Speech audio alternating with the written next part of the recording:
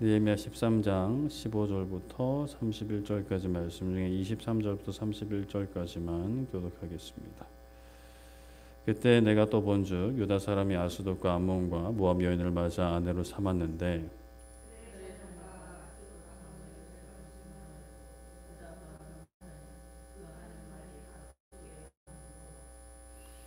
내가 그들을 책망하고 저주하며 그들 중 몇 사람을 때리고 그들의 머리를 뽑고 이르되 너희는 너희 딸들을 그들의 아들들에게 주지 말고 너희 아들들이나 너희를 위하여 그들의 딸을 데려오지 아니하겠다고 하나님을 가리켜 맹세하라 하고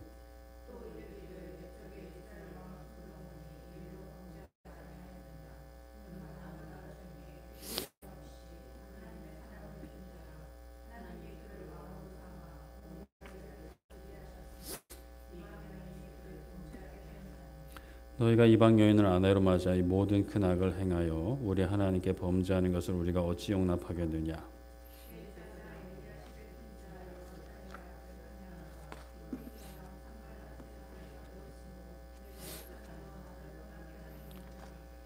내 하나님이여 그들의 제사장의 직분을 더럽히고 제사장의 직분과 레위 사람에 대한 언약을 어겼사오니 그들을 기억하옵소서.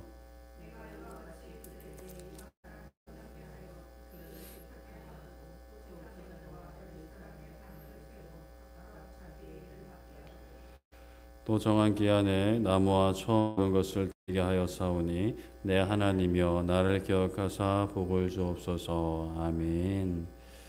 네, 오늘은 과거를 딛고 미래로라는 제목으로 말씀을 나누고자 합니다.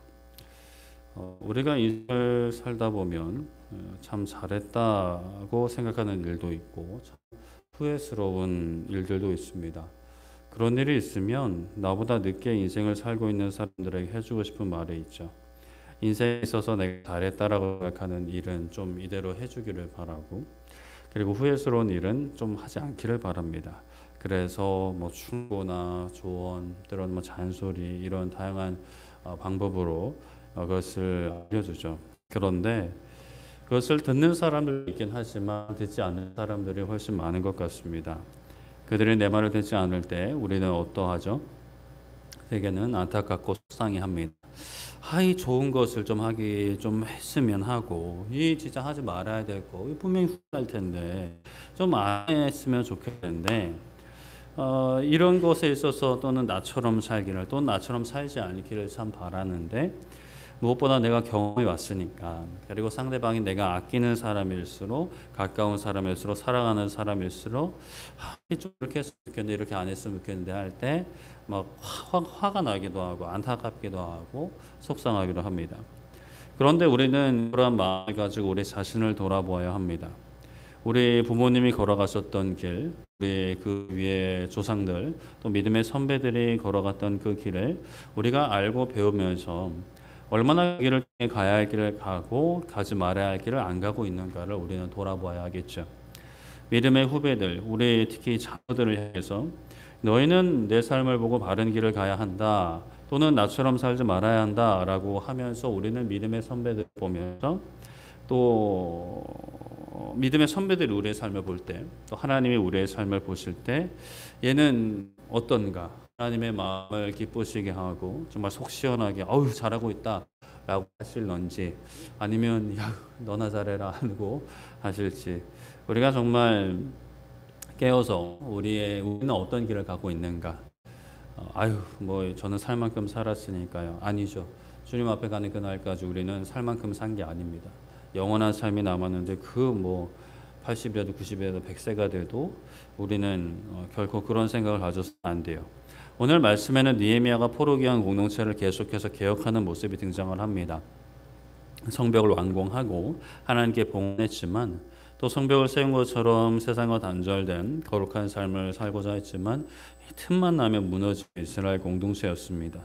성벽 봉헌식을 할 때 말씀이 선포됐는데 모압과 암몬 사람들을 이제 하나님의 총회에 드리지 말라는 말씀이 선포되었었죠. 그래서 즉시 그들을 분리시켰습니다.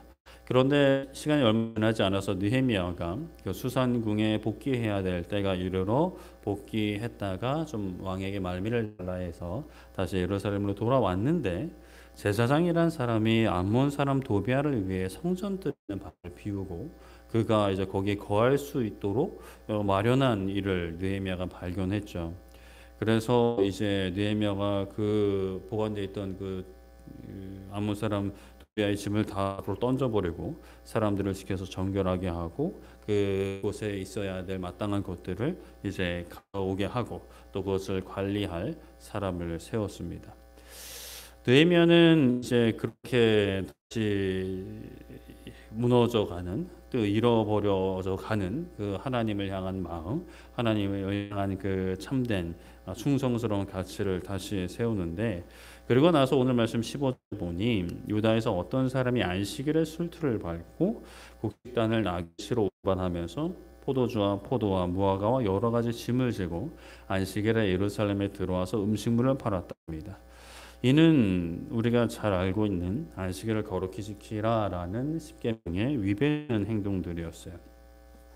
하나님은 안식일을 거룩히 지키라 하셨습니다. 6일 창조 후에 7일째 안식하시면서 그 근거로 안식일을 거룩히 지키라고 하셨고, 출애굽 이후에 또 시간이 좀 지나서는 그 출애굽한 것을 기억하면서 안식일을 거룩히 지키라고 하셨습니다.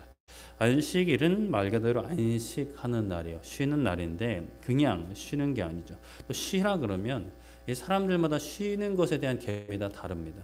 어떤 사람들은 나가서 막 사람들 만나고 뭐 대화를 하거나 또는 좀 더 활동적인 그런 액티비티한 활동을 하거나 아니면 그냥 집에서 가만히 앉아 있는 사람, 아니 집에서 뭐 게임을 하는 사람, 집에서 TV를 보는 사람, 뭐 기타 등등 다양합니다. 그래서 이게 그냥 마음대로 쉬어라라고 하면 또 이게 사람들이 각기 소견에 오른 대로 이제 쉬어버리기 때문에 하나님은 그 구약에서는 다 이렇게 이제 테두리를 주셨죠. 일하지 말아라.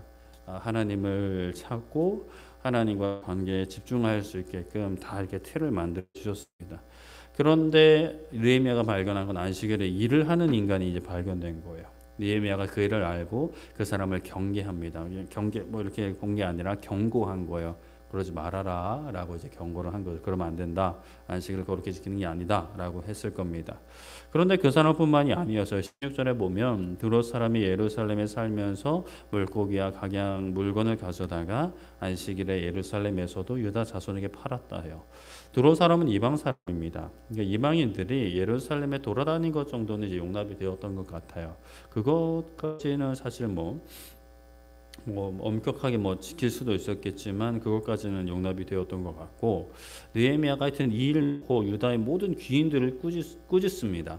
두롯 사람이 아니라 유다 사람들을 꾸짖어요. 너희가 악을 행했다 합니다. 저 이방인이 여기 와서 안식일에 장사를 하는 것은 사는 사람이 있으니까 장사하는 것 아니냐라는 것이겠죠. 유다인들이 안식일에 아무도 매매 활동을 하지 않으면 그 이방인도 몇 번 오다가 안 오겠죠. 그런데 이렇게 와 보니까 사는 사람들이 있다라는 거예요. 그래서 유다인들이 그것을 용납하고 이용한 건데 느헤미야가 아주 혼을 냅니다. 유다 모든 귀인을 혼을 내면서 말하기를 너희 조상들이 같이 행했다 합니다. 너희 조상들이 지금 너희들처럼 안식을 가볍게 생각했다라는 것이죠. 그래서 우리 하나님이 이 모든 재앙을 우리와 이 성에 내린 것이 아니냐 합니다. 하나님의 말씀을, 그러니까 비단 안식일뿐만이 아니죠. 십계명이든 모든 하나님의 말씀을 제대로 듣지 않고 순종하지 않아서 이 나라가 망했고 성벽이 무너지고 성전이 불탔고 그 고생을 하다가 예루살렘에 돌아와서 다시 일으켜 보겠다고 해서 우리가 고생하고 수고하고 헌신했는데 지금 정신 못 차리고 라고 혼내는 거죠. 아주 너희가 하나님의 진노를 더욱 심하게 임하도록 한다. 아주 그냥 부채질한다라고 이야기를 하고 있습니다.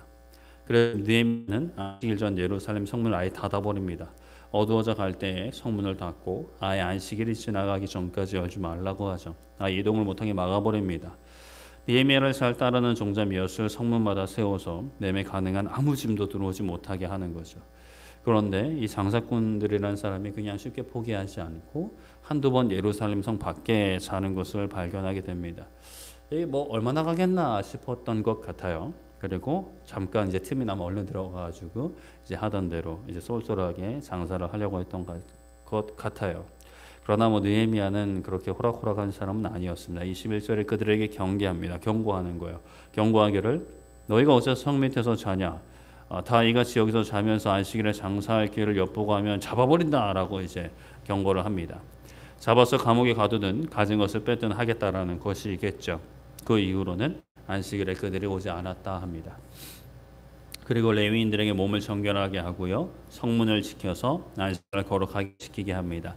그냥 문만 지키는 정도가 아니라 이것이 예루살렘 거룩을 위한 일임을 강조하는 거예요. 그리고 23절에 보면 유다 사람이 아스돗과 암몬과 모압 여인을 맞아 아내로 삼은 것을 보았다 합니다. 이방인과의 결혼은 이미 에스라 때도 한번 뒤집어 엎은 적이 있었습니다. 그 모여가지고 막 울면서 비 오면서 막 덜덜 떨면서 막 회개하고 하고 이제 이방 여인들을 다시 돌려보내는데 그렇게 오랜 시간이 지나지 않았거든요. 이때 당시 또 에스라가 살아 있었으니까. 그런데 아직도 이런 사람이 있는 거예요. 그들을 보니까 그들의 자녀가 아스돗 방언은 절반쯤 한데 아스돗 그러니까 이방인들의 말은 하는데 유다 방언은 못했다. 유다 말은 못하는 거예요. 다른 민족의 말들만 하는 건데 그것은 왜 그런 거죠? 부모가 그렇게 가르치고 방치했다라는 거예요. 이방인 엄마가 자기네 말을 가르치면서 하나님을 섬기는 신앙을 가르쳤다라고 보기에는 참 어렵겠죠. 본인들이 믿는 우상도 함께 가르치고 본인들의 문화를 가르치는 겁니다. 그래서 우리나라도 뭐 외국 나가거나 또는 외국 사람과 결혼했을 때 한국말을 가르치려고 하는 것은 한국인의 정체성, 한국 문화도 함께 이제 가르치는 거죠. 이에 느헤미야가 그들을 책망하고 저주했다 합니다. 책망하는 것까지는 당연히 그럴 수 있는데 저주까지는 좀 너무하지 않나 싶기도 해요. 그러나 느헤미야가 너무한 것이 아니죠. 그들이 스스로 저주받는 삶을 선택하고 저주받는 길을 걸어가고 있는 거예요. 저주 아래 거하고 있는 거죠. 느헤미야가 따로 막 있는 저주 없는 저주를 만들어서 막 쏟아붓는 게 아니라 그냥 너희들이 지금 그러고 있다라고 이야기하는 것입니다. 있는 사실 그대로 이야기해 주는 거예요. 그러니까 거기서 돌이키라는 거죠. 의사가 우리가 만약에 어떤 병이 있어서 의사가 이런 병이 있습니다 이야기를 할 때에 이런 병이 생길 겁니다라고 막 저주를 퍼붓는 게 아니라 이런 병이 있으니 어떻게든 뭐 치료를 하든지 뭐든 해야 된다라고 알려주는 거죠. 느헤미야도 그런 마음인 거죠. 물론 그 마음 가운데 어떤 애통하는 마음 또 분노 이런 것들도 있을 수 있겠지만요. 느헤미야는 심지어 때리기까지 합니다. 매질을 하는데 그들의 머리털도 막 뽑아버려요. 그냥 좋게 넘어가지 않는 거예요. 그리고 너희 딸들을 그들의 아들들에게 주지 말고 너희 아들이나 너희를 위해서 그들의 딸을 데려오지 않겠다라고 맹세하게 합니다. 그리고 말하기를 26절에 이스라엘 왕 솔로몬이 이 일로 범죄하지 않았냐 합니다. 솔로몬은 우리가 잘 알고 있듯이 하나님의 사랑을 받은 왕이었고 하나님께 지혜를 구해서 지혜와 또 많은 복을 받은 왕이었습니다. 그러나 많은 이방인 아내를 두었죠. 그로 인해서 말년에 솔로몬뿐만이 아니라 그 나라의 온갖 우상들이 세워지면서 그 나라가 반으로 쪼개지는 일을 맞이하게 됩니다. 느헤미야가 그 이야기를 꺼내면서 너희가 이 역사를 알지 않느냐? 어째서 이방 여인을 알아맞아서 이 모든 큰 악을 행하여 우리 하나님 범죄하는 것을 우리가 용납하겠느냐? 왜 악을 행하냐라는 거예요. 이것은 우리가 용납할 수 있는 게 아니다라는 겁니다. 왜 똑같은 잘못을 반복하려고 하느냐? 또 머리가 깨져봐야 정신 차리겠느냐? 머리 깨지기 전에 정신 차리고 안전모를 쓰든지 그 떨어지지 말라고 이거 고정해 놓는 끈을 매든지 해야 될 거 아니냐라고 정말 안타까워하고 화를 내면서 이렇게 이야기하는 거죠. 그리고 말하길 18절에 대제사장 엘리야십의 손자 요야다의 아들 하나가 호론 사람 산발랏의 사이가 되어서 쫓아내어 나를 떠나게 했다 합니다. 노비아를 하나님 전회들의 방에 들인 엘리야십이 자기 가문의 이방인인 산발랏과의 혼인 관계를 맺은 것. 느헤미야가 그 당사자만 쫓아냈는지 엘리야십까지 쫓아냈는지는 명확치 않지만 어찌되었건 쫓아냈다 합니다. 느헤미야는 이렇게 제사장의 직분을 더럽히고 레위 사람에 대한 언약을 어긴 것들을 바로잡습니다. 이방 사람들을 떠나게 해요. 제사장과 레위 사람의 반열을 세워서 각각 자신의 사명을 감당하게 합니다. 드려야 할 것을 마땅히 드리게 하는 거죠. 오늘날 우리의 삶은, 우리의 가정은, 우리의 교회는 참 어떠한가를 돌아보아야 합니다. 우리는 예수님께서 율법을 완성하신 시대에 살고 있어요. 실제로 구약의 여러 율법 중 우리 전혀 지키지 않아도 되는 율법들이 존재합니다. 특히나 먹는 것과 관련해서는 신약에서 이미 하나님께서 그냥 명시적으로 종결시키셨어요.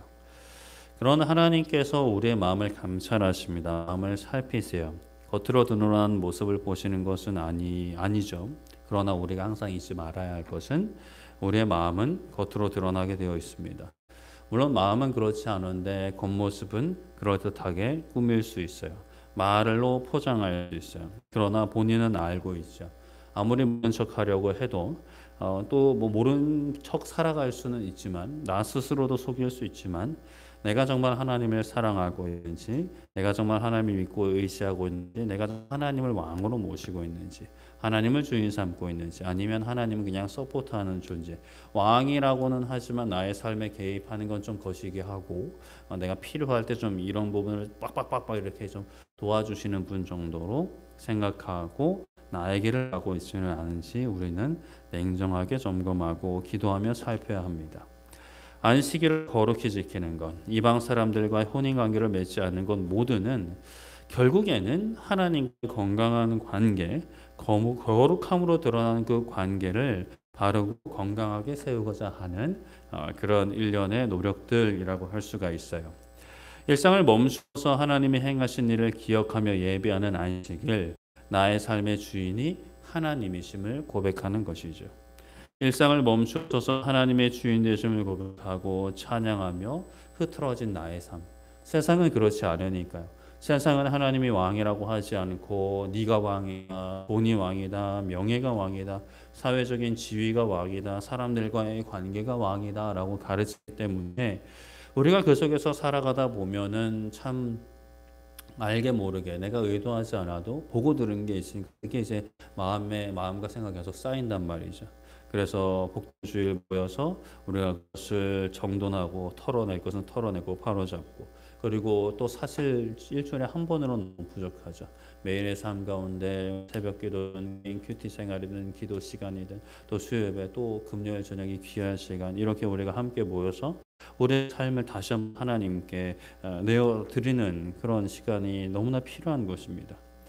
그래서 이제 세상 향해 진 기관차처럼, 폭주 기관차처럼 달려가는 것이 아니라 멈춰서 내가 잘 가고 있는가, 내가 하나님을 바라보고 있는가, 내가 예수님 안에 구하고 있는가, 예수님 안에 구하는데 어느샌가 이제 내가 다리 걸치고 이렇게 있지는 않은가를 점검하고 다시 한번 하나님만이 나의 삶의 주인이십니다, 나의 삶의 왕이십니다라는 것을 고백하면서 하나님 나를 붙잡아 달라고 기도하는 것이죠. 이방인과 결혼하는 것, 내 삶에 하나님을 믿지 않는 삶의 태도와 마음이 들어올 수 있도록 틈을 주는 것이에요.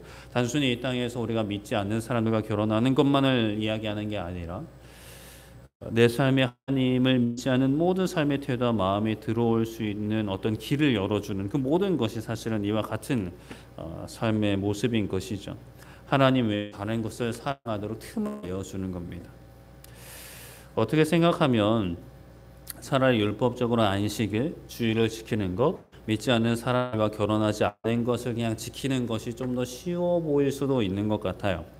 그냥 그것만 지키면 되니까요. 강력한 느헤미야 같은 통치자가 와서 주일날 문 다 닫아버리고 여기 가둬놓고 막 말씀 계속 틀어놓고 막 졸면 막 회초리 때리고 막 머리털 막 잡아 당기고 막 이러면, 그리고 막 믿는 사람이랑 결혼하려 그러면 가둬 놓고 막 때리고 이렇게 하면, 그러면은 사실 오히려 쉽지 않을까? 눈에 보이는 거룩성은 지키기 훨씬 쉬울 것 같아요. 근데 그게 그렇게 된다고 우리의 마음이 다 따라가는 것은 아니죠. 느헤미야가 잠깐 자리를 비우니까 다시 호로로로로로 이렇게 무너진 것처럼 하나님만 사랑하는 삶, 하나님을 왕으로 인정하고 경배하는 삶, 하나님께만 순종하는 삶을 살아야 하는데 우리는 마음으로부터 그러한 삶을 살아야 합니다. 하나님은 우리를 자녀 삼으셨어요. 거룩하고 흠이 없는 자녀 삼으셨습니다. 에베소서 1장 4절에 곧 창세전에 그리스도 안에서 우리를 택하사 우리로 사랑 안에서 그 앞에 거룩하고 흠이 있게 하시려고 말씀합니다. 오늘날 예루살렘 성전처럼 우리 눈에 보이는 성전은 없죠. 예루살렘 성벽처럼 눈에 보이는 성벽도 없습니다. 예배는 있지만 우리의 몸이 하나님의 성전이고 우리의 삶의 모든 순간들, 시간들이 하나님의 성전이죠. 믿지 않는 사람들과 살아가지만 그들이 살아가는 방식, 삶의 태도, 삶의 방향을 그대로 답습하지 않는 것. 아주 작은 것이라도 검토해보고 마음속에 담아둘 것만 담아두는 것. 세상 사람들이 기뻐할 때 나도 하나님의 사람으로 기뻐해도 되는지 잠깐 멈춰서 검토해보고 기뻐해도 되는 거라면 기뻐하고, 슬퍼할 때에 나도 하나님의 사람으로 거룩하고 흠없는 자녀로 슬퍼해도 되는 것인지 잠깐 멈춰서 생각하고 기도하고 말씀을 통해 살펴보고 함께 고민하고 목회자와 함께 상담하고, 슬퍼해도 되는 것이라면 슬퍼하는 것, 슬퍼하지 말아야 될 것이라면 슬픈 감정이 찾아와도 슬픔에 매이지 않는 것, 그것이 우리의 삶의 거룩한 성벽을 세우는 것이고, 또 그 성벽만 세우고 끝이 아니라 문지기도 세우면서 들어오고 나가는 것을 다 체크하고 점검하고 막아야 될 건 막고 환영해야 될 건 또 환영하는 것이죠. 우리는 이 땅의 소금입니다. 소금은 어디에 들어가든 그 맛을 내요. 눈에 보이는 소금 결정이 없더라도 소금이 들어간 음식은 그 맛이 납니다. 너무 맛있어 보이는 한술 딱 떴을 때 오짜라고 하는 것은 소금이 그만큼이죠. 엄청 이제 들어가 있는 거예요. 근데 눈에 보이는 그 소금은 없을 때가 많죠. 마태복음 5장 13절에 너희는 세상의 소금이니 소금이 만일 그 맛을 잃어버리면 무엇으로 짜게 하리요, 후에는 아무 쓸데없는 다만 버려져 사람에게 밟힐 뿐이니라 라고 말씀을 합니다.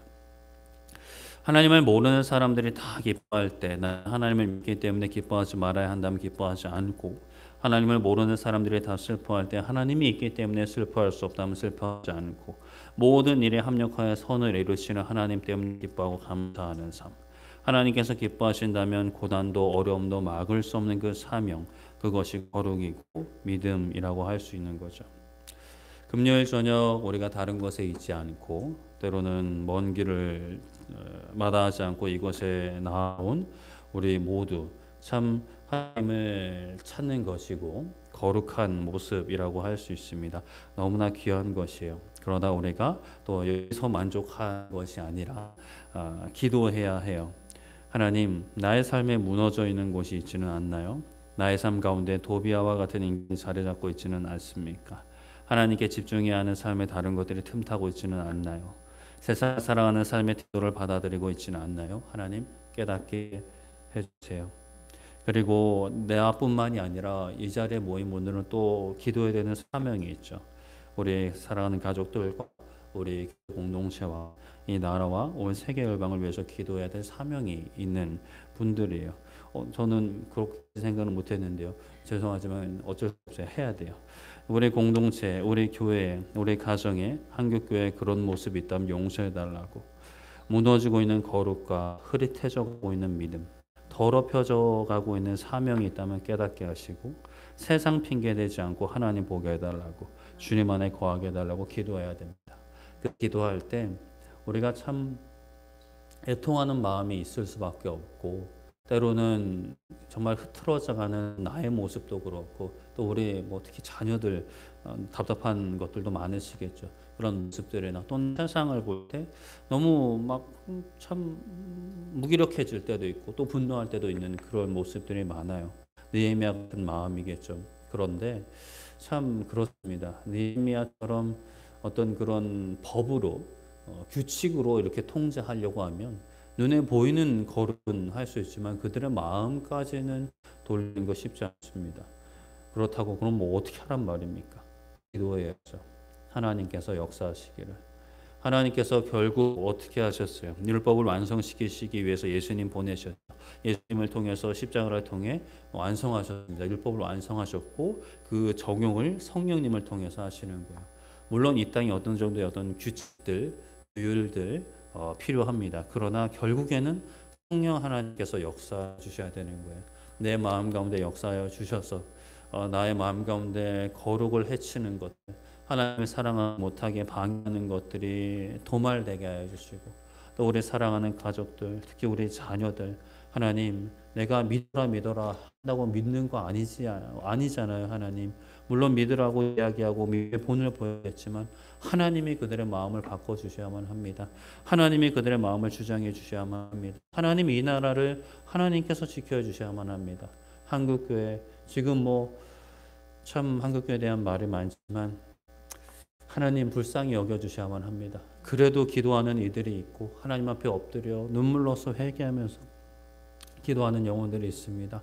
하나님, 우리도 그렇게 되기 원합니다. 하나님, 저희들을 통하여 저희도 사용하여 주셔서 우리 교회가 변화되고 우리 가정이 변화되고 한국 교회가 변화되고 정말 온 세계 열방을 향해 사명 감당하는 한국 교회 될 수 있도록, 대한 교회 될 수 있도록, 또 우리 가정이 믿음의 가정이 되어서 우리 남편분들과 이야기할 때도 세상의 가치관이 아니라 하나님 나라를 이야기하고 교회를 이야기하고, 또 믿지 않는 우리 믿음의 후배들, 연약한 이들을 위해서 함께 기도할 수 있는 가정 되게 해달라고, 또 우리 자녀들도 함께 하나님 나라를 위해서 헌신하는 믿음의 가정 되게 해달라고 우리가 기도해야 되는 것이죠. 그 기도, 애통하는 마음으로 기도하지만 또 우리가 잊지 말아야 될 것, 놓치지 말아야 될 것, 하나님을 신뢰함. 하나님이 하시면 하십니다. 하나님이 나의 마음 만져주신 것처럼 만져주십니다. 나의 마음 아직 안 만져주셨다면 하나님 만져달라고 기대하는 마음으로, 의심치 않고, 의심이 몰려온다 하더라도 의심은 떠나가라고 선포하시면서 안전한 마음으로 기대를 잃지 않고 기도할 수 있는 이 시간 되기를 소망하고 축복합니다. 말씀을 정리하겠습니다. 느헤미야가 참 안타까운 모습을 많이 봅니다.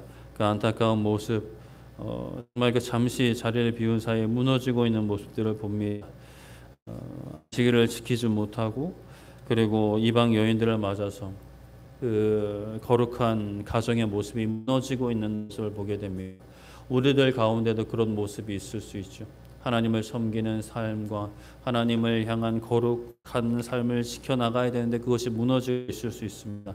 하나님, 우리 가운데 그런 모습이 있지는 않습니까? 깨닫게 하여 주시고, 또 우리 개인의 삶 가운데 거룩함이 세워지게 하시며, 우리 가정이, 우리 교회가, 이 대한민국이, 온 세계 열방 교회가, 또 세계가 하나님께서 기뻐하시는 모습으로 세워지게 하여 주시옵소서.